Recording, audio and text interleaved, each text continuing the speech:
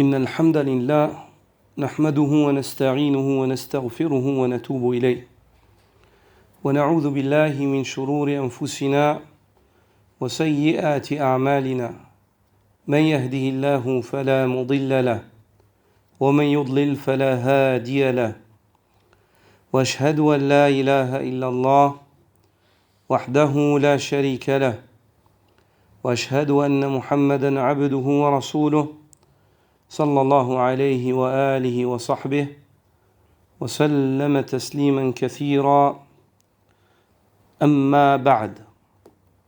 En cette journée du 24 du mois de Safar de l'année 1445 de la Hijra du prophète sallallahu alayhi wa sallam, correspondant au 9 septembre 2023, nous nous rassemblons autour de ce thème qui traite des fondations ou de la fondation mère de la bonne soumission, du bon islam.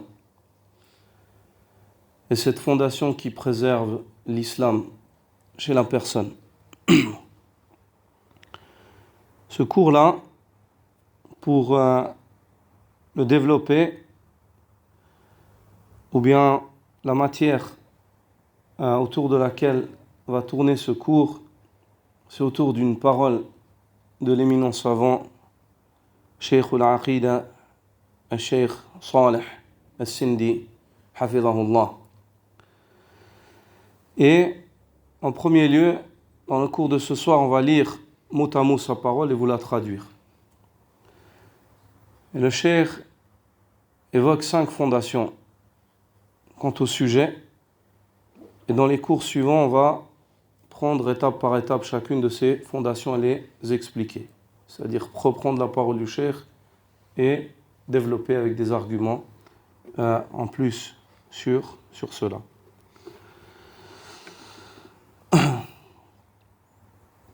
قال الشيخ صالح سندي حفظه الله مجيبا عن هذا السؤال: كيف يكون الإنسان مسلما؟ Le Cheikh Salih Sindi, qu'Allah le préserve, a dit, lorsqu'il a été questionné, en répondant à cette question, comment est-ce que l'homme est musallim? Ce mot musallim, c'est celui qui a du taslim. Al-musallim, sahib al-taslim.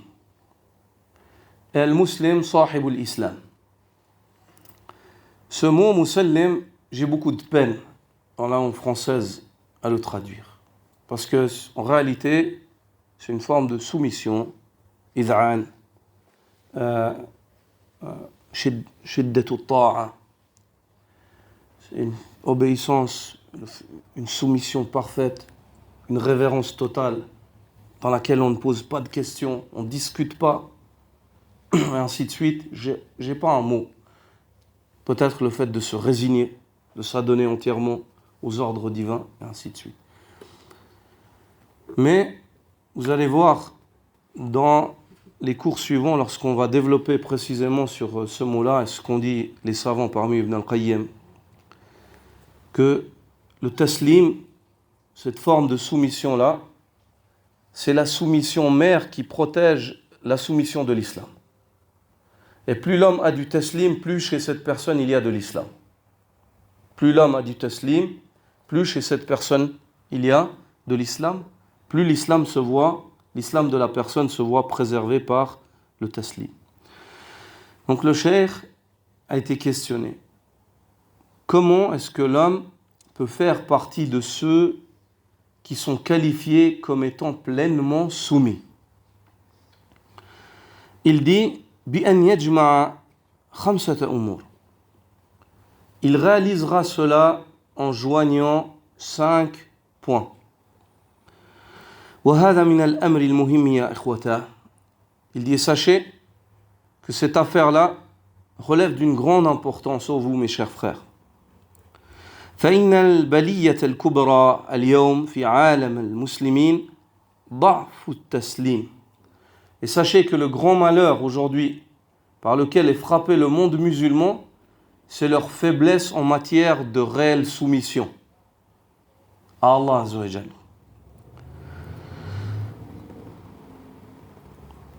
Il dit لو قلت لي أي داء هو أشد استفحالا في الأمة اليوم. Il dit si tu venais à me poser la question, quelle est la maladie la plus grave par laquelle est frappé le monde musulman aujourd'hui? Il dit سأجيبك وأنا مطمئن. Il dit je te répondrai tout en étant serein et sûr de ma réponse. إنه نقص التسليم مع الأسف الشديد. Il dit je te répondrai sans réfléchir et avec une âme apaisée quant au fait que ce que je dis c'est la vérité. Je te dirai que le problème le plus grave par lequel est frappée la communauté aujourd'hui, c'est leur manque de soumission. Ils manquent de taslim, de réelle soumission à Allah, une soumission par laquelle ils se résignent sans poser de questions aux ordres divins et ils s'adonnent entièrement à l'obéissance d'Allah subhanahu wa ta'ala, soumission par laquelle ils préservent leur islam. Il dit لو أن التسليم كان في عموم المسلمين تسليما صادقا لوجدت الحال غير الحال والمشتكى إلى الله. Il dit حفظه الله, si les musulmans dans leur globalité, leur soumission était complète et elle était sincère à Allah subhanahu wa ta'ala, tu verrais leur situation dans une autre situation que celle dans laquelle tu les vois aujourd'hui. Si les musulmans, dans leur globalité, étaient soumis à Allah Azza wa Jal, sincèrement, d'une soumission sincère, comme Allah l'attend, la communauté ne serait pas dans cette situation dans laquelle elle est aujourd'hui. كيف يكون الإنسان مسلما? Le cheikh dit, comment alors, après cela, comment est-ce que l'homme peut être réellement soumis à Allah subhanahu wa ta'ala? Il dit بأن يجمع خمسة أمور. L'homme est dit dans la religion d'Allah comme étant réellement soumis d'une soumission pleine à Allah qui émane du cœur, véridique, lorsqu'il joint 5 points. الأمر الأول أن يقابل الأخبار بالتصديق بلا شك أو تكذيب. Le premier point, c'est le fait qu'il accueille les informations qui lui viennent des sources de l'islam, du Coran et de la Sunna, al-akhbar, qu'il les accueille avec un tasdiq, une confirmation complète. Il est convaincu. Une confirmation qui ne laisse pas l'ombre au doute et encore moins le fait de traiter les informations de mensonge ou de les refuser. Le premier des points, le cheikh dit, le premier des points de la soumission, c'est le fait d'accueillir les informations qui te proviennent des sources de l'islam avec une pleine conviction. Une conviction qui ne laisse pas l'ombre d'un doute. مهما بلغك عن الله أو عن رسوله صلى الله عليه وسلم خبر فيما كان أو ما هو كائن أو سيكون فالواجب عليك أن تصدق تصديقا تاما. Quoi qu'il te parvienne d'Allah subhanahu wa ta'ala dans le Coran comme information, ou bien de la part de son messager dans la sunna du prophète sallallahu alayhi wa sallam, comme information qui t'enseigne une chose qui a été, ou bien une chose qui est, ou bien une chose qui va être à l'avenir. Toutes ces informations-là, il t'est obligatoire, dit le cheikh, de les confirmer et de ne pas avoir l'ombre d'un doute, d'une confirmation complète. Dès que ça devient, tu dis, في القرآن هو نعم نقوله بلا شك هكذا قال الله نقوله لا نشك في هذا قال رسول الله أقول أنا كذلك نعم Le prophète sallallahu a dit, moi aussi je dis. Allah a dit, moi aussi je dis. Mais s'il met ça, Allah a dit, moi je dis. Le prophète sallallahu a dit, moi je dis. Toi, dis ce que tu veux. Yallah roh. Ça, c'est la confirmation pleine.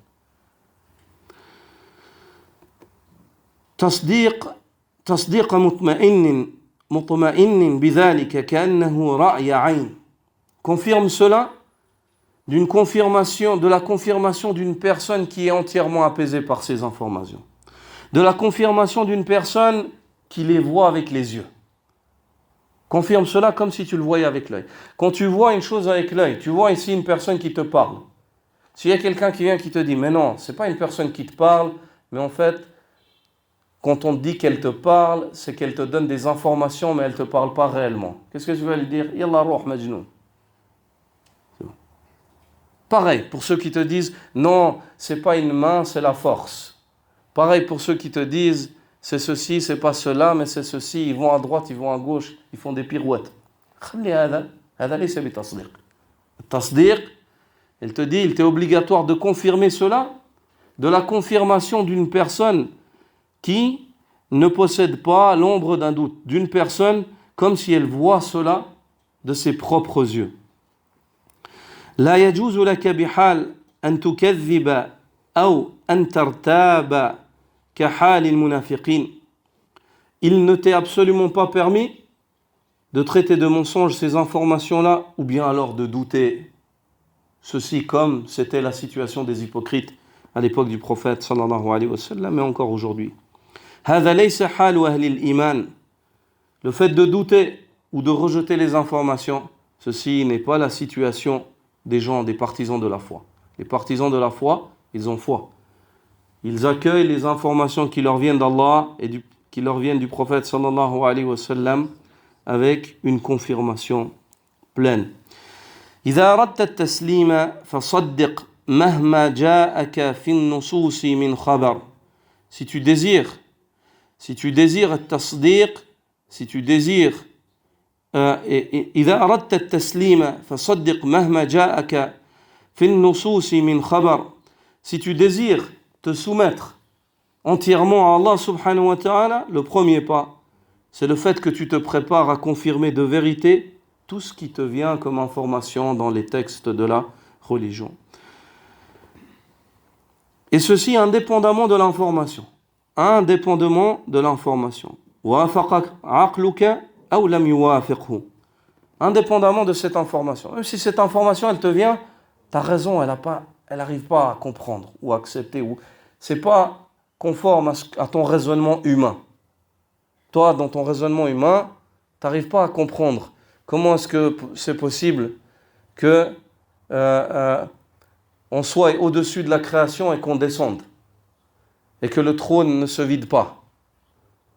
En fait, tu n'arrives pas à comprendre comment c'est possible. Tu n'arrives pas à comprendre comment c'est possible. Toi, dans ta raison peut-être de dire que Allah Azza wa Jal descend dans le dernier tiers de la nuit, tu dis alors il est toujours en bas parce qu'il y a 24 heures, chaque fois c'est le dernier tiers quelque part, dans ton raisonnement humain. Ça, si tu commences à raisonner comme ça, tu n'es pas musallim. Tu n'es pas soumis. Pourquoi?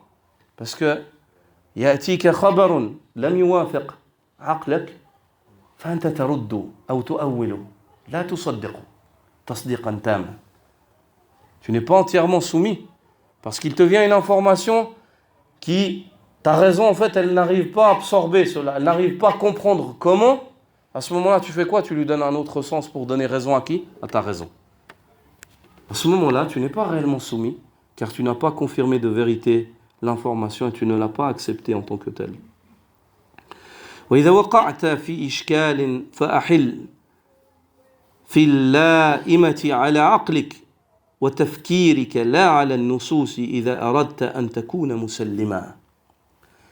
Il dit, hafidhahullah, si tu viens et tu tombes dans une chose qui te pose problème, dont la compréhension te pose problème dans les textes, trouve une solution à ce problème qui t'est posé dans ce texte-là, lorsque ta raison dit comment c'est possible, en accusant ton raisonnement et ta logique, d'accord, et non en frappant les textes de la révélation.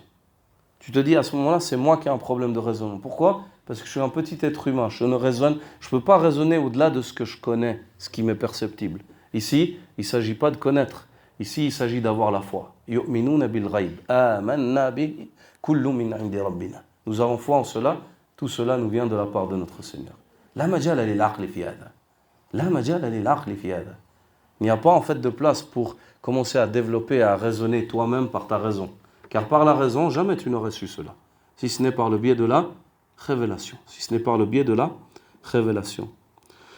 Puis il dit الأمر الثاني أن تقابل الأمر والنهي بالالتزام لا بلا حرج ولا منازعة.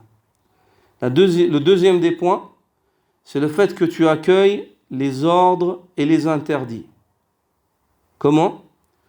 Tu accueilles les ordres et les interdits que tu trouves dans les textes par le fait de mettre en pratique les ordres et de délaisser les interdits. Ça, c'est le deuxième point de la soumission. Quand il te vient un ordre, تلتزم بالأوامر فاعلا وتلتزم بالنواهي تاركا. Tu t'accroches aux ordres en les réalisant. Ce qui t'a été ordonné, tu le fais, tu ne discutes pas. Et tu t'accroches aux interdits comment? En les délaissant. Tarikan. Tu ne discutes pas les interdits. Bila munaza'a. Il dit ceci sans haraj et sans munaza'a. Sans ressentir en fait une peine face à l'ordre. En te disant, oui, mais pourquoi c'est comme ça? Ouais, mais c'est dommage. Ouais. Non. Ou bien, munaza'a, sans disputer les ordres d'Allah et ceux du messager d'Allah, sallallahu alayhi wa sallam. Le cheikh dit, إذا جاءك الطلب أمرا أو نهيا فقابل ذلك بالالتزام. Lorsqu'une demande divine te vient de la part d'Allah dans le Coran ou par le biais de son messager sallallahu alayhi wa sallam, lorsqu'une demande divine te vient, et cette demande-là, dit-il, que ce soit un ordre, le fait de faire quelque chose, ou bien on te demande de délaisser une chose, accueille cela par le fait de t'y accrocher, c'est-à-dire applique les ordres et délaisse les interdits. تعتقد أنك مخاطب وملزم باتباع هذا الأمر. Fais cela en étant convaincu que tu es concerné, que c'est toi qu'on vise par cet ordre-là. C'est toi qui es concerné par cet ordre-là et qu'il t'est primordial. Dans ta conviction, il faut que tu sois convaincu qu'il t'est primordial de t'en acquitter. وأنه لا يسعك الخروج عنه. Et qu'il ne t'est absolument pas permis de sortir des ordres d'Allah, des commandements d'Allah. Il ne t'est pas permis. Il faut que tu sois convaincu dans ta conviction, si tu veux être soumis, réellement soumis, que les ordres d'Allah, ce n'est pas une option. Aujourd'hui, je veux, demain, je ne veux pas. Aujourd'hui, j'ai envie, je suis un peu motivé, je ne suis pas motivé. Il n'y a pas de ça, mon frère. Ça, ce n'est pas de la soumission. Ça, toi, tu as envie que la religion elle se soumette à toi. La soumission, c'est de t'accrocher et de te soumettre aux ordres d'Allah. Que ce soit en temps d'aisance ou en temps de difficulté. Il dit ثم بعد ذلك تنبعث جوارحك بأداء ما أمرت به. Il dit en premier lieu, il faut que tu sois convaincu dans ton cœur que c'est toi qui es concerné par cet ordre que tu lis. أقيموا الصلاة آتوا الزكاة فمن شهد منكم الشهر فليصم. Que celui d'entre vous qui est témoin à la vue de la lune qu'il jeûne le mois. أنت مخاطب. Tu es convaincu quand tu lis ça, ce Coran-là, que c'est toi qui es concerné par cet ordre-là. Que c'est toi qui es concerné par cet ordre-là. Dès ce moment, dès que tu es convaincu, il dit cette conviction ferme, elle fait naître sur tes membres le fait de t'acquitter de cet ordre. Quand le cœur est convaincu à la lecture de cette information, qu'est-ce qui se passe? Les membres suivent. Le corps suit. Le corps suit.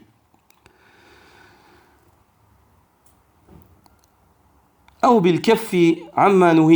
corps suit dans le fait de s'acquitter ce qui lui a été ordonné ou bien dans le fait de délaisser ce qui lui a été interdit. ولا تقابل هذه الأوامر بالمنازعة لما أمرك الله سبحانه وتعالى أو أن يكون في قلبك حرج. Et il dit, fais attention, surtout, n'accueille pas les ordres qu'Allah subhanahu wa ta'ala t'a donnés, ne dispute pas les ordres qu'Allah subhanahu wa ta'ala t'a donnés. Ne commence pas à dire, oui, mais est-ce que c'est obligatoire ou pas? Est-ce que je peux ci? Est-ce que je peux faire comme ci? Est-ce que c'est pas possible que je fasse aujourd'hui comme ci? Et encore moins le fait de ressentir de la peine face à ces ordres-là. Ces ordres-là, Allah Azza wa Jal, il ne les a pas révélés litashqa. Bal awhaha ila nabiyhi sallallahu alayhi wa sallam litas'ad. Allah Azza wa Jal, ces ordres qu'il t'a donnés, il les a révélés à son prophète sallallahu alayhi wa sallam afin que, pose ta bouteille mon frère. Et puis jusqu'à la fin du cours, vous ne buvez pas. Non. Allah subhanahu wa ta'ala, ces ordres-là, les a révélés au prophète sallallahu alayhi wa sallam afin que tu trouves le bonheur. Pourquoi est-ce que tu sentirais de la peine alors que tu as la foi en cela? Tu es convaincu de cela. Puis il dit,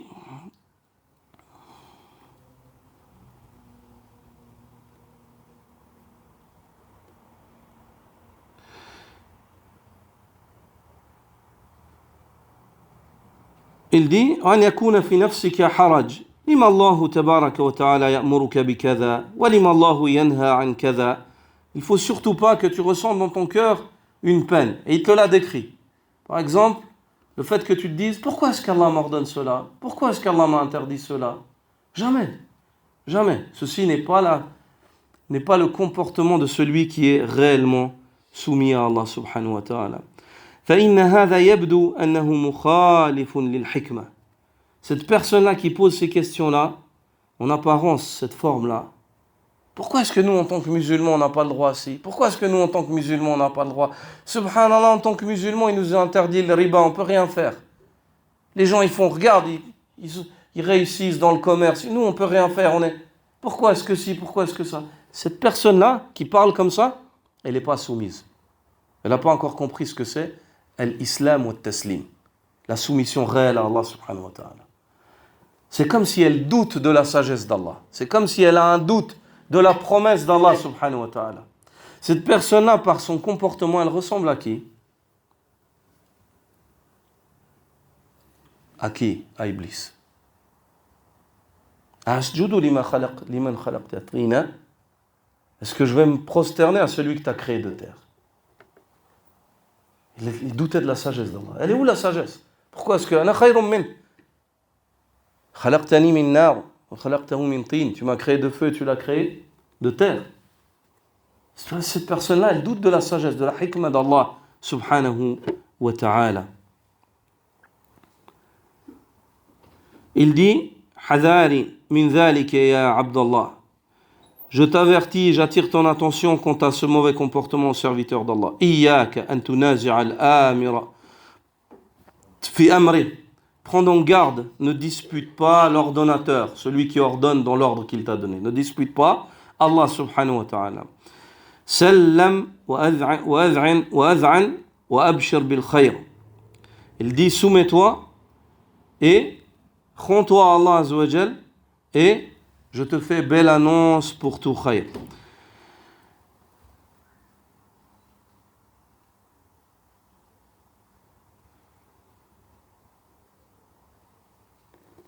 ما استغلق عليك ما جهلته سيفتحه الله عز وجل على قلبك وسيفتح قلبك عليه. Il dit, sache, je te fais belle annonce que cette chose dont tu as l'impression que dont la porte t'a été fermée, il dit, et que toi, tu ignores en fait, tu ignores la sagesse derrière cela, sache qu'Allah subhanahu wa ta'ala ouvrira à ton cœur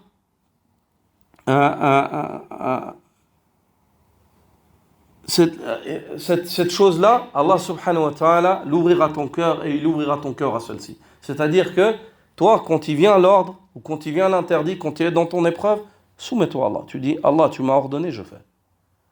Et si tu fais cela, Allah subhanahu wa ta'ala, il amènera la paix dans ton cœur face à cela. Il ouvrira ton cœur à cela, et il ouvrira la porte à cet ordre pour qu'il pénètre réellement dans ton cœur et que tu sois réellement soumis. Mais si tu commences, dès la première épreuve, à te poser 56 000 questions et à laisser le shaitan agir avec le waswasa, qui est cette arme qui à la base elle est faible, mais le fils d'Adam des fois il est encore plus faible que cela, alors à ce moment-là, tu auras perdu en soumission. Tu ne seras pas réellement soumis à Allah subhanahu wa ta'ala. Al-amru al-thalith, le troisième point, أن تقابل القدر بالصبر والرضا عن الله سبحانه وتعالى بلا اعتراض ولا تسخط. Le troisième point par lequel la soumission réelle de l'homme se complète, c'est le fait qu'il accueille le décret d'Allah subhanahu wa ta'ala avec patience et agrément. Qu'il agrée d'Allah azza wa jal ce qui lui vient d'Allah, sans refuser ou rejeter ou contredire, s'opposer à ce qui lui vient d'Allah subhanahu wa ta'ala, et encore moins le fait de se mettre en colère. أن تقابل أقدار الله سبحانه وتعالى بالصبر والرضا عن الله سبحانه وتعالى. Il s'agit en cela que tu acceptes le décret d'Allah azza wa jal par patience et agrément, que tu agrées pleinement ce qui te vient d'Allah. هذا قدر لا بد منه. Que tu te dises que ça c'est un décret. Lorsque ça se passe, c'est qu'il fallait que ça se passe. Allah azza wa jal a déjà décrété, il fallait que ça se passe. واجب عليك أن ترضى عن الله سبحانه وتعالى في قدره. Il t'est obligatoire que tu agrées ce qui te vient d'Allah subhanahu wa ta'ala en ce qu'il a décrété. وأن تحذر من أن تعترض أو تسخط. Et il faut que tu fasses attention de ne pas contredire lorsqu'une chose se produit, de dire pourquoi ça s'est passé, ou bien alors de ne pas te mettre en colère une fois qu'une chose se passe. وما أكثر الذين يخالفون التسليم في باب القدر. Et combien sont nombreux ceux qui manquent de se soumettre pleinement face au décret d'Allah azza wa jal. Combien sont nombreux dans la communauté ceux qui manquent leur examen, qui est le fait de se soumettre pleinement face au décret d'Allah azza wa jal. Combien sont ceux qui disent pourquoi moi? Pourquoi ça m'arrive? Qu'est-ce que j'ai fait? Pourtant je suis bien, je suis gentil, j'essaie de prier, j'essaie de faire. Pourquoi moi? Combien sont ceux qui se fâchent lorsqu'il leur arrive une chose qu'ils n'aiment pas, qu'ils n'agréent pas? Avec cela, ayyuha al-ikhwa, qu'Allah azza wa jal nous réforme, ya Rabbal Alamin. Avec cela, ayyuha al-ikhwa, sachez qu'on manque de soumission. Lorsqu'il arrive cela, sache que c'est une alama chez moi et chez toi de naqs ou taslim. Que nous ne sommes pas pleinement soumis à Allah azza wa jal. Nos cœurs ne sont pas encore pleinement soumis à Allah azza wa jal.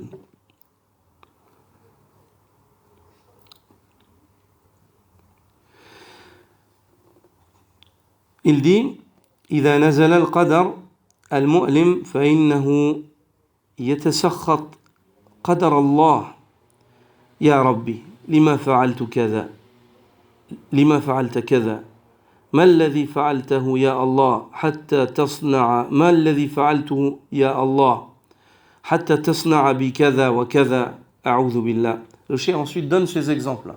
Il dit l'homme, combien sont nombreux ceux qui manquent de soumission dans le chapitre du décret. Il dit par exemple, ô mon Seigneur, pourquoi est-ce que tu me fais cela? Ô mon Seigneur, qu'ai-je donc fait pour que tu fasses cela de moi ou cela de moi? Qu'Allah nous préserve, dit le cheikh. Sou adabin azim ma Allah subhanahu wa ta'ala. Ceci témoigne d'une très mauvaise éducation, de la très mauvaise éducation de l'homme envers Allah. Cet homme-là qui dit cela, qui réagit comme ça, il est mal éduqué. Il n'a pas d'éducation envers Allah subhanahu wa ta'ala. Et il dépasse la limite du fait d'être un serviteur d'Allah azza wa jal. C'est comme si lui c'est un seigneur, c'est un maître, c'est un malik, et qu'il faut que tout ce qu'il veut arrive, et que c'est Allah qui est à son service. Dans le fikr de cette personne, c'est comme si c'est lui le seigneur et que Allah azza wa jal, c'est lui qui est à son service. Il ne l'a pas dit directement, mais il l'a dit bilisan al-hal. Il l'a dit avec les circonstances dans lesquelles il s'est mis. Anta abdun. Il dit hafidhahullah, tu es un serviteur d'Allah. Al-wajibu alayk an tusallima li qadarillahi subhanahu wa ta'ala. Tu es un serviteur d'Allah, c'est pas toi qui décides. Il t'est obligatoire de te soumettre pleinement au décret d'Allah, puissant et majestueux. Wa an tufawwida al-amra ila Allah, et que tu remettes toute ton affaire à Allah. فشأنك ليس شأن الند لله سبحانه وتعالى حاشا وكلا. Il dit, tu dois remettre ton affaire à Allah. Ton affaire n'est pas comparable à celui qui serait égal à Allah Azza wa Jal. Qu'Allah nous préserve de cela. Il dit, tu n'es pas égal à Allah. C'est pas deux seigneurs qu'il y a ici et puis que tu demandes quelque chose. Allah Azza wa Jal donne ce qu'il donne. Quand Allah décrète, tu acceptes. C'est tout. Tu es un serviteur, c'est lui le maître. Ou al-malik, anta al-abd. C'est lui le souverain. Quant à toi, tu es un serviteur. Al-amru rabi'. Quant au quatrième point, huwa an tuhakkima al-wahya fi mawatin an-niza' wa an tarda bi hukmihi. Le quatrième point sur lequel repose la bonne soumission, c'est le fait que tu prennes la législation pour juge dans tes différends. Lorsque tu es indifférent avec une personne, regarde ce que dit Allah Azza wa Jalla, le prophète sallallahu alayhi wa sallam. Quelle est la solution dans le Coran et dans la Sunna? Il dit, et que une fois que tu as trouvé cette solution, que ce soit en ta faveur ou contre toi, alhamdulillah, tu agrées pleinement.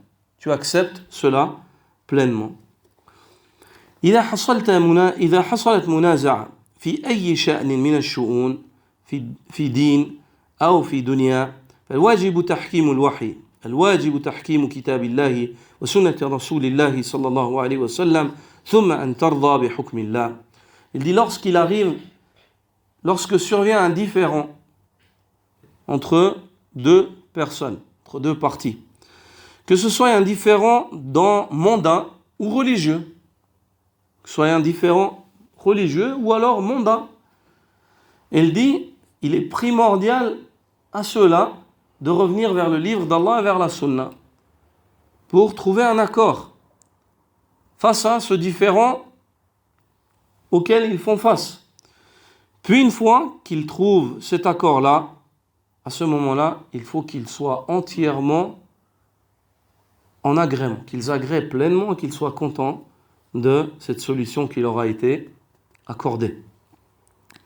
أما تحكيم غير الوحي أو عدم الرضا بحكم الله عز وجل فهذا من مواطن العطب الكبرى. Quant au fait de prendre pour juge autre que le livre d'Allah Azza wa Jal dans nos différends, ou alors de ne pas agréer le fait que le livre d'Allah et la sunna du prophète sallallahu alayhi wa sallam tranchent dans nos différends entre nous, ceci fait partie des grands méfaits, des grands malheurs. فحذاري يا من تريد التسليم للوصول إلى السلامة. Il dit, donc prends garde, ô toi qui désires te soumettre pleinement afin d'arriver à ton salut, prends garde à cela. Prends garde à ne pas faire partie de ceux qui ne prennent pas le livre d'Allah et la sunna comme juge dans leurs différends, ou bien alors ceux qui, après l'avoir prise, n'agréent pas qu'on ne sait pas dans leur intérêt, ça ne va pas dans leur sens. Ah non, c'est bon, moi je veux maintenant trouver une autre solution ailleurs. D'accord? Prends garde à cela. Il dit ceci car Allah Azza wa Jal dit فَلَا وَرَبِّكَ لَا يُؤْمِنُونَ حَتَّى يُحَكِّمُوكَ فِيمَا شَجَرَ بَيْنَهُمْ ثُمَّ لَا يَجِدُوا فِي أَنفُسِهِمْ حَرَجًا مِمَّا قَضَيْتَ وَيُسَلِّمُوا تَسْلِيمًا. Il dit ceci car Allah subhanahu wa ta'ala dit au prophète sallallahu alayhi wa sallam, mais non par ton Seigneur, ils n'auront pas complété, ils n'auront pas réellement cru ou complété leur foi jusqu'à ce qu'ils te prennent afin de trancher dans leurs différends, puis qu'ils agréent le jugement que tu as émis et qu'ils s'y soumettent pleinement. وَيُسَلِّمُوا تَسْلِيمًا. Al-amru al-khamis wal-akhir. Le cinquième et dernier point sur lequel repose la bonne soumission. تقديم الوحي على كل قول أو مذهب أو عقل أو سياسة أو هوى. Le fait de faire passer la religion, le fait de faire passer la révélation, les textes du Coran et de la Sunna, avant la parole de tout un chacun, ou le madhab de tout un chacun, ou le raisonnement de tout un chacun, ou la politique de tout un chacun, ou les désirs de tout un chacun. Tu viens et tu dis aux personnes, Allah a dit, ou le prophète sallallahu alayhi wa sallam a dit, il te dit, un tel cheikh a dit. ما علاقة الشيخ بعد كلام الله عز وجل ورسوله. ما تستحي من الله عز وجل أن تقول هذا. Tu te gênes pas d'Allah عز وجل. Allah عز وجل يسمع ويراك. Subhanallah. Et toi, tu viens, tu dis, Allah عز وجل a dit, on te dit Allah a dit, et toi tu dis oui, un tel cheikh a dit. Subhanallah.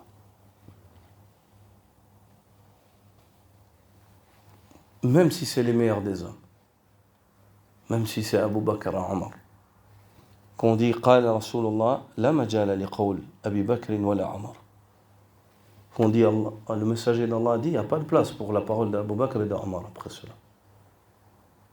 Abdullah ibn Abbas a été questionné sur une chose. Il a dit, le prophète sallallahu a dit ainsi. Les gens lui ont dit, mais Abu Bakr et Omar, on les a entendus dire comme ça.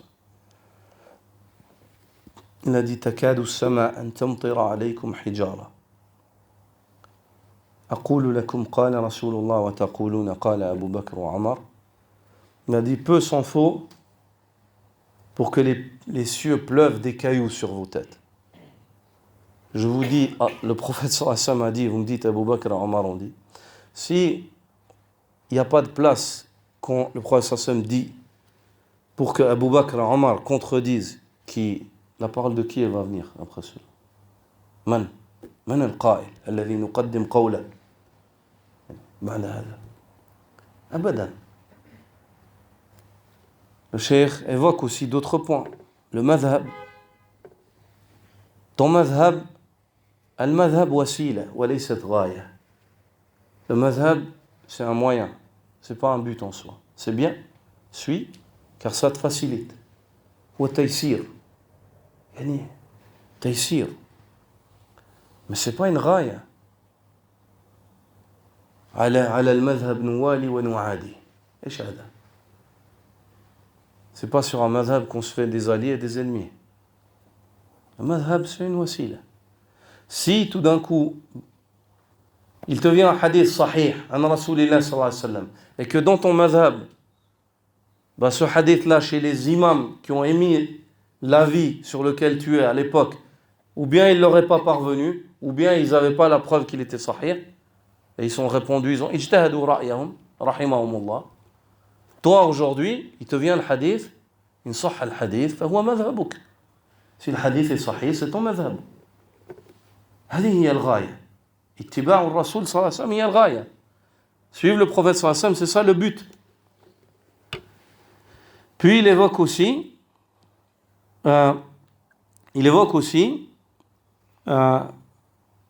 السياسة.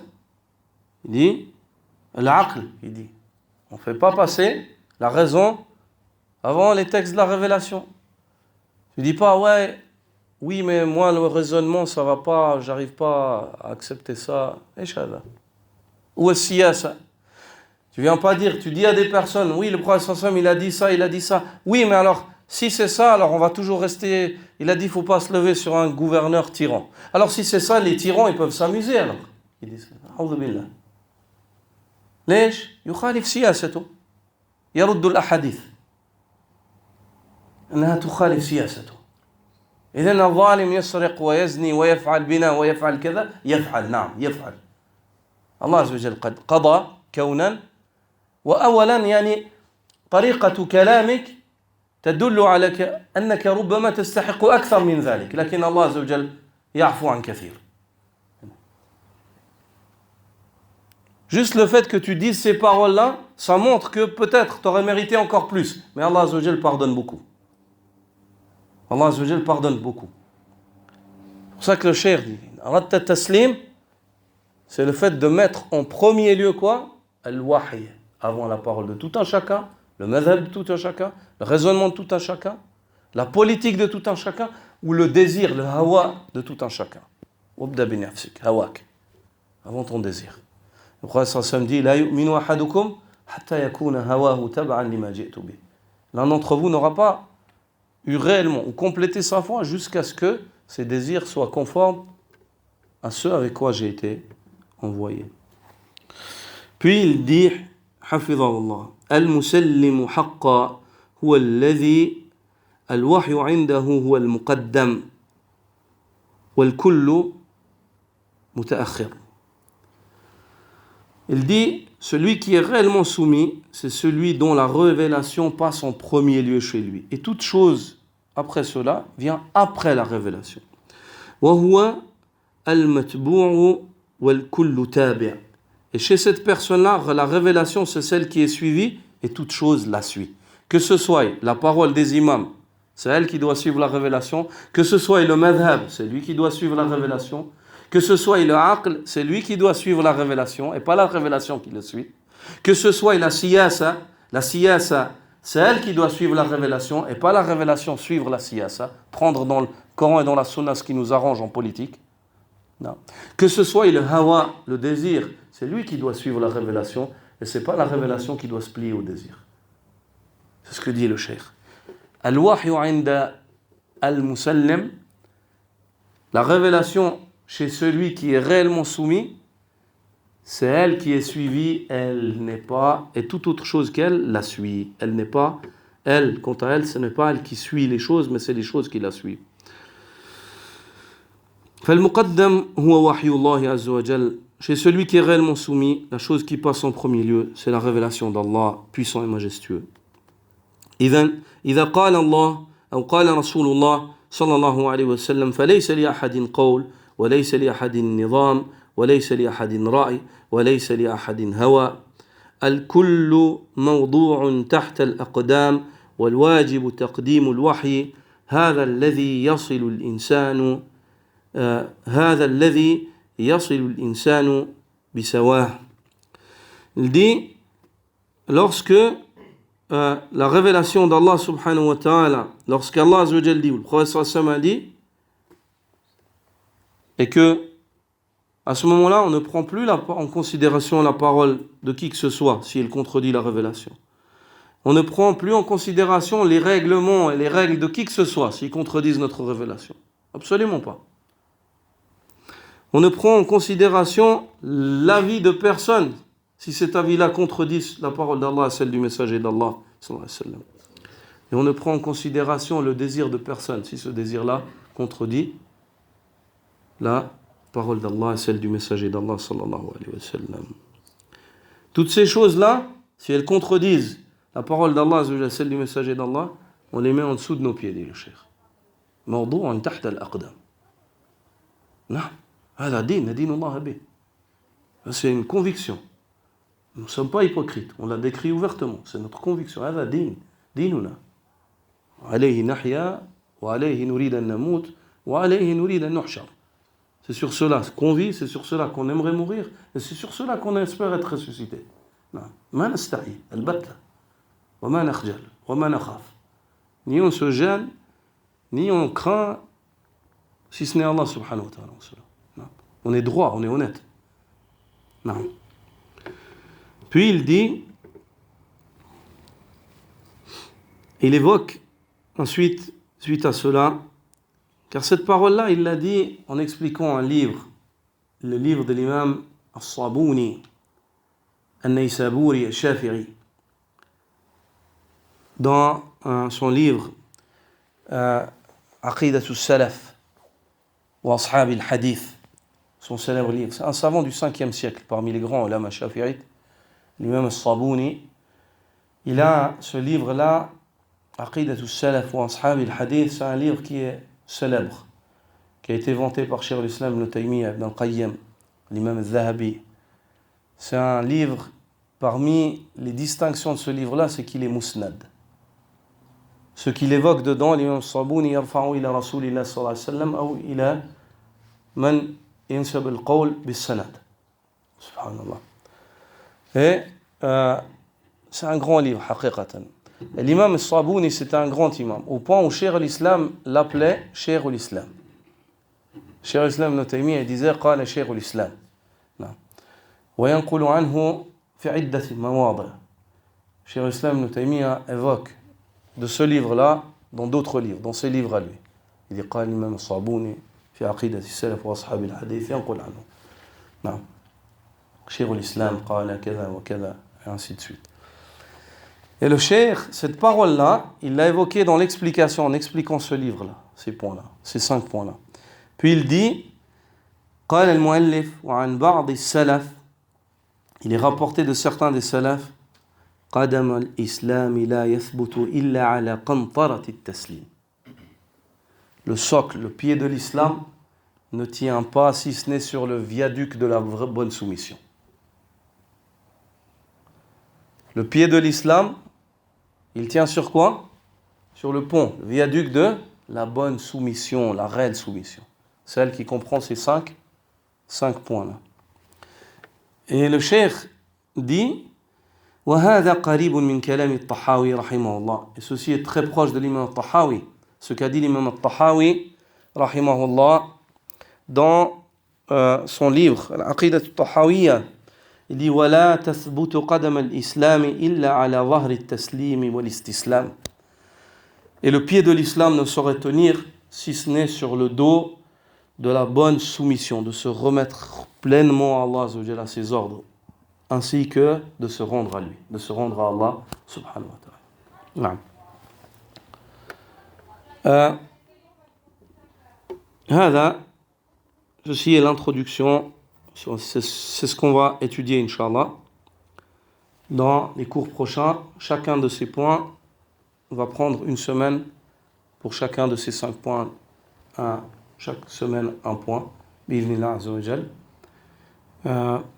Ceci, pas parce que ce que le cheikh a évoqué est manquant de loin, khayrul kalami ma qalla wa dal, ma min bab al-fa'ida, afin de pouvoir évoquer des arguments sur chacun de ces points et d'enraciner, d'étudier chacun de ces points-là. Donc les points de la bonne soumission. Al-wahid, an yuqabil al-akhbar bit-tasdiqi bila shak ou takdhib. Le fait d'accueillir les informations du Coran et de la Sunna avec confirmation, de les confirmer pleinement sans douter et sans les rejeter. Al-amru thani, an tuqabil al-amra wal-nahi bil-iltizam bila haraj wala munaza'a. Le deuxième, le fait que tu accueilles l'ordre et l'interdit par sa mise en pratique. Tu pratiques les ordres, tu les fais, les interdits, tu les délaisses. Sans haraj, sans le fait de ressentir une gêne en cela, et sans munaza'a, sans disputer les ordres et les interdits d'Allah Azza wa Jalla. Al-amru al-thalith, an tuqabil al-qadar bis-sabri wal-rida anillahi subhanahu wa ta'ala, bila i'tiradin wala tasakhut. Le fait que tu accueilles le décret d'Allah Azza wa Jalla avec patience et agrément, et de loin pas le fait de disputer le décret divin, et encore moins le fait de te mettre en colère. والأمر الرابع أن تحكم الوحي في مواطن النزاع وأن ترضى بحكمه.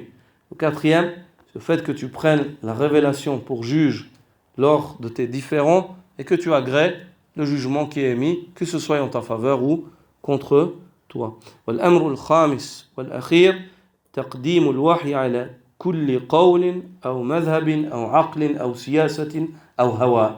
Le fait de faire passer la révélation au-dessus de la parole de tout un chacun, de l'école juridique de tout un chacun, du raisonnement de tout un chacun, de la politique de tout un chacun ou du désir de tout un chacun. Ça, c'est les 5 points du taslim. Est-ce que c'est clair? Subhanaka wa bihamdik, ashhadu an la ilaha illa ant, astaghfiruka wa atubu ilayk. Ouais, qu'est-ce que Le taslim, on ne pourrait pas le traduire par le total abandon à Dieu?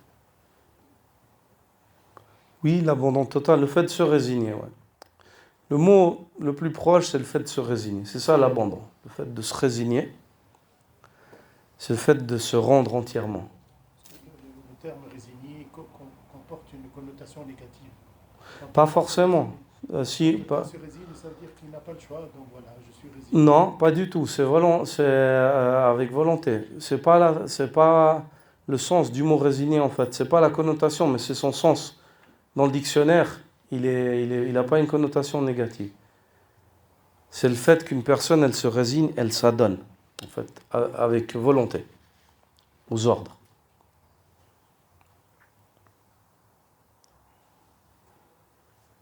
Et parmi les sens, il y a aussi le fait de se résigner, de pas pouvoir faire autre chose, donc je me résigne à cela. Ouais. Ça, c'est aussi son emploi, en fait, on va dire plutôt dans le langage commun. Ouais. Ouais. Mais se résigner, c'est vraiment, parmi les sens, c'est même le premier sens qui est donné en général dans le dictionnaire. Si vous me résignez, sauf erreur, c'est ça, hein? Si mes souvenirs sont bons. Abandonner de sa propre volonté une fonction ou démissionner tout décès de maître. En dehors de cela aussi, c'est s'abandonner en fait à des ordres, à des ordres religieux. Ils emploient ce mot-là.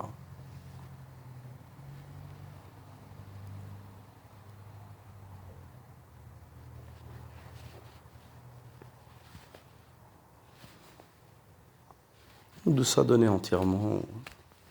C'est très problématique de traduire l'arabe. Ouais. Oui? C'est un tawkid en fait. Hein? C'est naslimu, c'est musallimu bitawkid. C'est naslimu bitawkid. C'est en fait, on renforce la soumission. Bitawakkul? Non, le tawkid, c'est pas le renforcement de mettre. Ta'kid, tu veux dire? Ta'kid, Ah, ta'kid. non. Euh,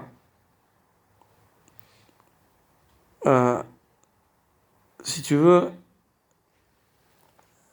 l'islam, ça vient de aslama. D'accord? Le taslim, ça vient de sallama. Sallama, c'est sirat mubalagha. Sallama, kassara, darraba. D'accord? Dans la langue arabe. C'est une insistance, c'est une force. D'accord? C'est une forte soumission. Le fait de se rendre à Allah fortement. Bilquwa, yani. Wa yusallimu taslima.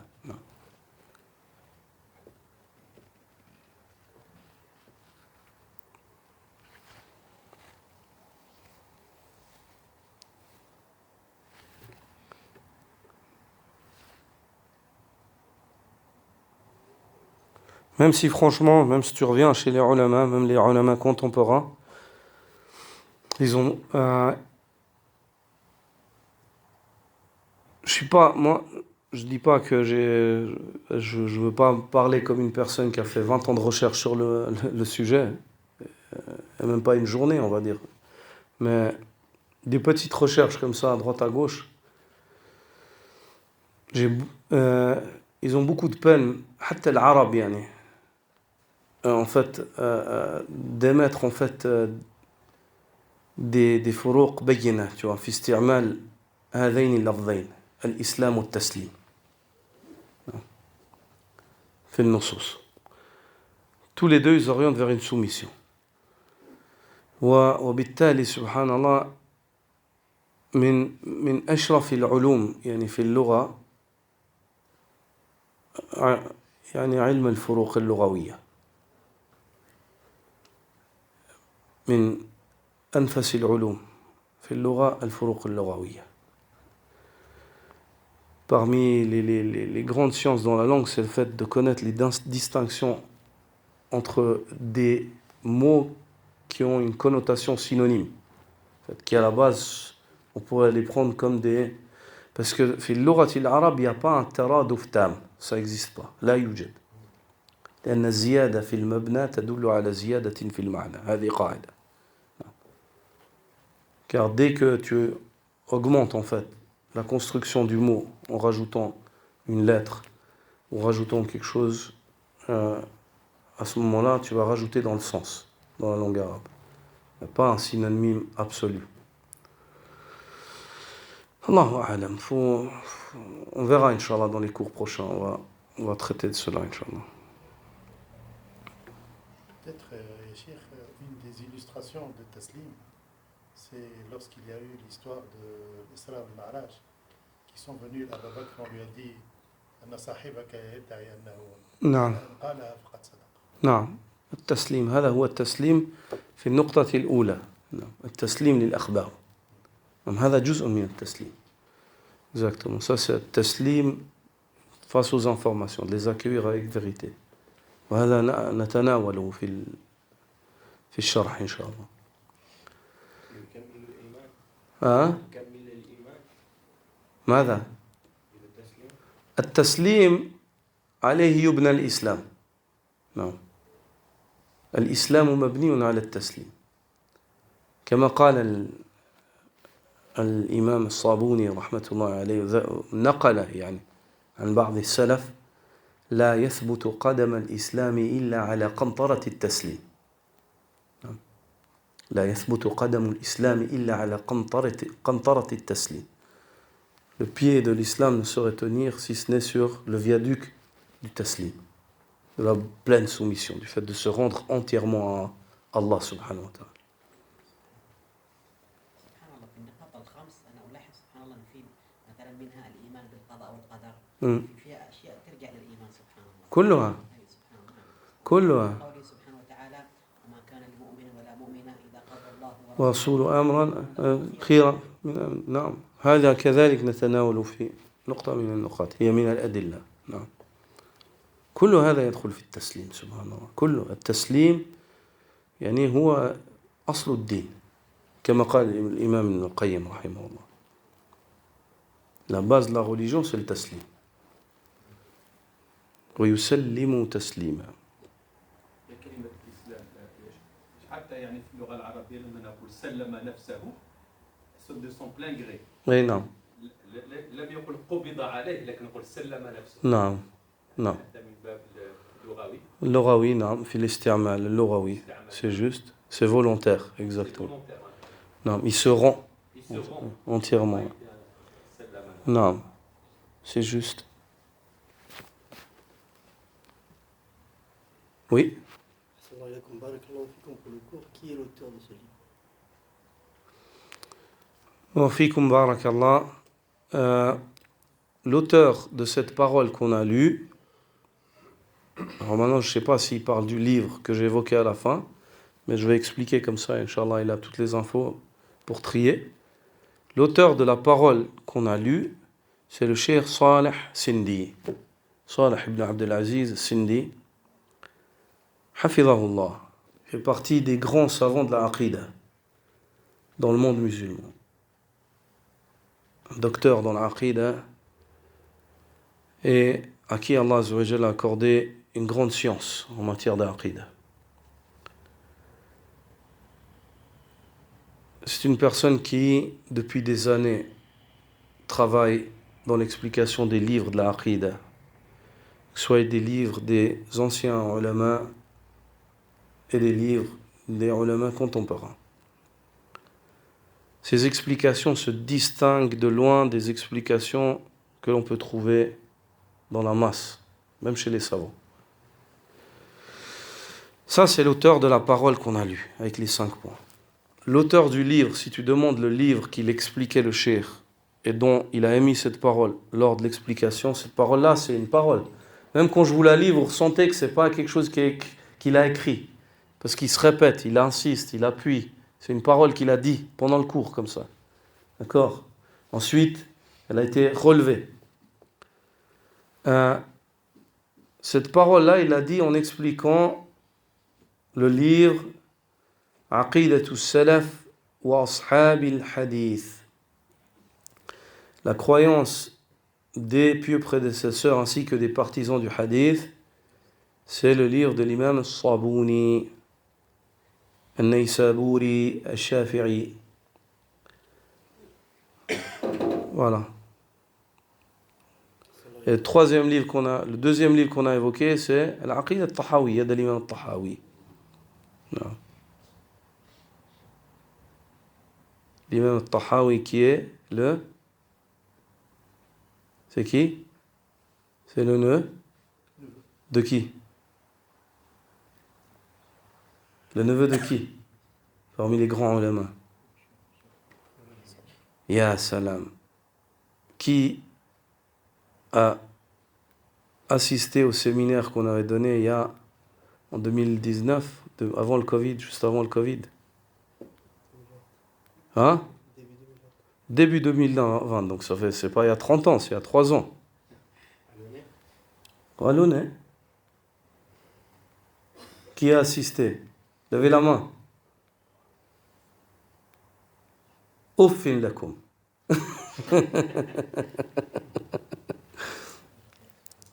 L'imam al-Muzani, Allah yahdikum. L'imam al-Muzani, sa sœur, c'était la maman de l'imam al-Tahawi. Et l'imam al-Tahawi, c'est un savant qui est à la base, c'est quoi son madhab? Hanafi. Et l'imam al-Muzani, Shafi'ite. L'imam al-Muzani, c'est l'élève de l'imam al-Shafi'i. Qu'est-ce qu'il a dit, l'imam al-Shafi'i? Il était tout petit quand il a commencé à apprendre de Shafi'i. Il a appris de Shafi'i où? À Masr. Al-Muzani vient de Masr. Qu'est-ce qu'il a dit al-Shafi'i sur lui? Il a dit Al-Muzani nasiru madhabi. Il a dit Al-Muzani, c'est lui qui va accorder la victoire à mon madhab. L'imam al-Muzani, salafi ou al-aqida, ayyuha al-ikhwa, il a son livre Sharh Sunnah. وبهذا الكتاب يرد على أهل البدع الذين يزعمون أنهم شافعية والشافعية منهم بريئة.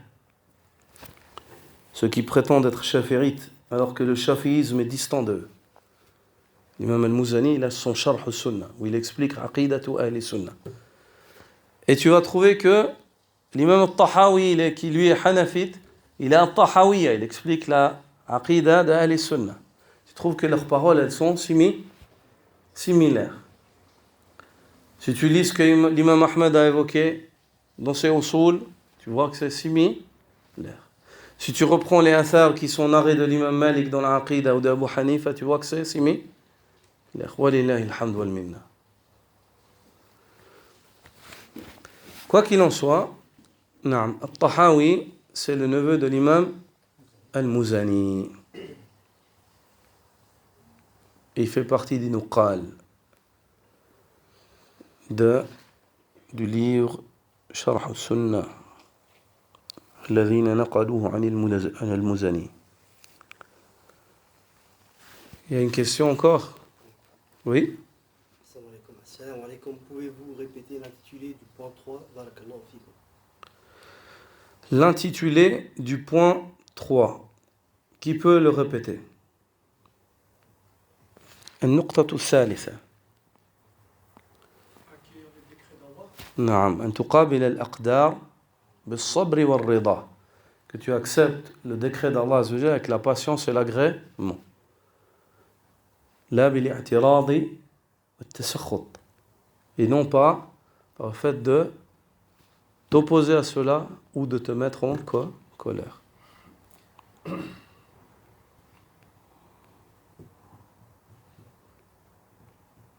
Il n'y a plus de questions? Deux dernières questions. Lis ces 2 dernières questions. Le fait de renoncer quelque chose d'interdit pour Allah et que c'est dur, dû à l'habitude passée, est-ce que c'est une non-soumission à Allah? Non. Ce n'est pas une non-soumission à Allah. Le fait de renoncer à une chose qui est interdite, c'est une soumission. Le fait que ce soit dur, ça ne veut pas dire que ça va être facile. Mais le fait que dans ton cœur, tu éprouves un regret pourquoi ça c'est interdit, et que tu sens une peine, c'est ça qui est un manque de soumission. Si c'était facile, il n'y aurait pas de récompense. Il n'y aurait pas d'épreuve. Alhamdulillah. وَالَّذِينَ جَاهَدُوا فِينَا لَنَهْدِيَنَّهُمْ سُبُلَنَا. Ceux qui luttent à la recherche de notre agrément, nous allons les guider à nos voies. Deuxième question. Si on est dans le taslim absolu et qu'on ne cherche plus à comprendre le pourquoi des choses, on n'arrivera pas à expliquer les choses à nos enfants et à nos proches qui en ont besoin. C'est faux. C'est absolument faux. Si on est dans le taslim absolu et qu'on ne cherche pas à comprendre le pourquoi des choses, on n'arrivera pas à expliquer à nos enfants et à nos proches ces choses-là. C'est absolument faux. Car ceux qui étaient meilleurs que toi et moi et qui ont expliqué à des personnes, qui ont expliqué à d'autres personnes, qui ont expliqué à d'autres personnes, qui ont fait que toi et moi aujourd'hui on sache, ces personnes-là, ils n'ont pas pensé comme ça. Ces personnes-là, ils n'ont pas pensé comme ça. Et ils n'ont jamais cherché à expliquer le pourquoi des choses.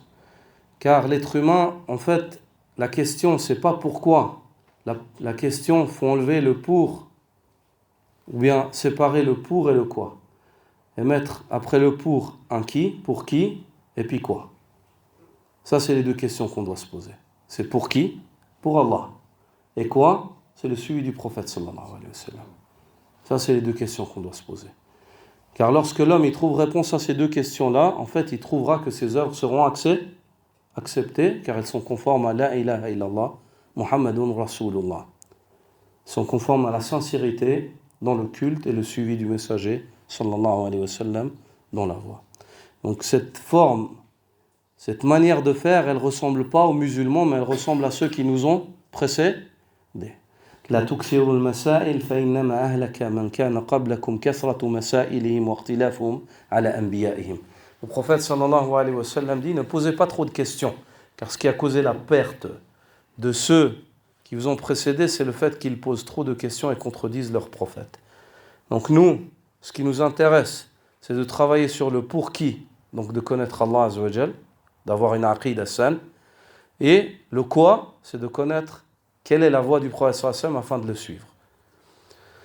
Et quant à nos enfants, au lieu de leur enseigner, tu sais, on fait ceci pour cela, pour ceci, pour cela, en fait, si on leur enseigne cette forme-là, on va leur enseigner à être des personnes qui, en fait, s'ils n'ont pas en fait, la raison de toute chose, il y a une raison. Il y a bien sûr qu'il y a une raison. Il y a une raison absolue. On adore Allah Azza wa Jal, car Allah subhanahu wa ta'ala est le seul à qui revient l'adoration de droit. Allah doit être adoré, car nous ne possédons pas un bien si ce n'est qui nous vient d'Allah Azza wa Jal. Et que notre liaison entre nous et Allah, c'est le culte. Et il nous a créés afin qu'on l'adore. Il y a un paradis, un enfer. فَمَنْ ثَقُلَتْ مَوَازِينُهُ فَأُولَٰئِكَ هُمُ الْمُفْلِحُونَ. Ceux dont la balance sera lourde, ceux-là, ce seront eux qui vont réussir. Bien sûr, ça c'est des choses, c'est des raisons. Il faut les enseigner. Mais pas, en fait, poser trop de questions sur les ordres. En fait, pas disputer les ordres. C'est ça qu'on a dit. On n'a jamais dit qu'il faut pas. Il faut poser les bonnes questions. Il faut poser les bonnes questions, enseigner les bonnes réponses. Et enseigner à la lumière des arguments, c'est ça qu'il faut enseigner à nos enfants. Dire, tu sais pourquoi tu pries? Car Allah Azza wa Jalla dit aqimu s-salah. Ceux qui savent Allah, avant ça, il faut leur enseigner qui c'est Allah. Quand ils savent qui c'est Allah, la question que l'homme va se poser, qui connaît Allah, c'est que ce qu'Allah attend de moi. À ce moment-là, tu dis, Allah dit cela, il attend cela de toi. À ce moment-là, il va faire ce salat. Il faut qu'il ait l'iman. Il faut enseigner l'iman. Comme dit Aïcha radiyallahu anha, elle dit, j'étais une jeune fille qui jouait dans les rues de la Mecque lorsque les versets du iman descendaient sur le prophète sallallahu alayhi wa sallam. La connaissance d'Allah. Et j'étais une femme au monstru dans la maison du prophète sallallahu alayhi wa sallam lorsque l'ordre et l'interdit ne cessaient de descendre. Par Allah, si l'ordre et l'interdit seraient descendus avant l'iman, personne n'aurait suivi l'ordre et personne n'aurait délaissé l'interdit. Non. Donc enseigne l'iman à tes enfants et à tes proches, au lieu de commencer à philosopher sur les raisons, pourquoi on prie 4 rakats et non 5, pourquoi on prend aussi des choses dont toi et moi, toi-même et moi-même, on n'a pas d'ilm pour ça. Certaines parmi elles, même le prophète sallallahu alayhi wa sallam, il n'avait pas d'ilm, mais il ne posait pas cette question. Il ne posait pas cette question. Pourquoi est-ce qu'il ne la posait pas? La yus'alu amma yaf'alu wa hum yus'alun. Car Allah Azza wa Jal, il n'a pas à être questionné sur ce qu'il fait. Quant aux hommes, c'est eux qui seront questionnés. Est-ce qu'ils ont fait ce qui leur a été demandé? Non. Subhanaka wa bihamdik. Ashhadu an la ilaha illa ant. Astaghfiruka wa atubu ilayk. Jazakumullahu khayran.